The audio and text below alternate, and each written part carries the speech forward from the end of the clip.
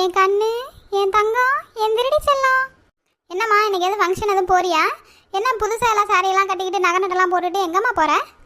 டே இன்னைக்கு ஓ ரிசல்ட்டுடா, 12th result. என்ன கதை, நீ இன்னும் தூங்கிட்டு இருக்க? ரிசல்ட் பார்க்கணும்ல, சீக்கிரம் எந்திரி, பேட்டி எடுக்கலாம். நீங்கள் டிவிலேருந்து வருவாங்க, போயிட்டு புது ட்ரெஸ்லாம் போட்டுட்டு வா, சரியா? ஐயோ, ஆரம்பத்துலேருந்து நம்ம நல்லா படிப்போம் இவங்கள்ட்ட பில்டப் கொடுத்தது தப்பாக போச்சு.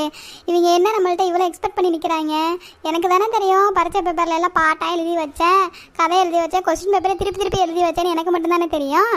ஸ்கூலில் கொடுத்த மார்க் ஷீட்டில் எல்லாத்துலேயும் 30 80ன்றதும் 90 மாற்றி போட்டு மார்க் இவ்வளோன்னு காமிச்சவங்கள்ட்ட ஏமாற்றிட்டு இருந்தேன் இத்தனை நாளாக. இன்றைக்கி ரிசல்ட் வரும், கண்டிப்பாக இவங்களை ஏமாற்ற முடியாது. என்ன பண்ணுறதுன்னு தெரியலையே. சரி பார்ப்போம், கடவுள் மேலே பாரத்தை போட்டு.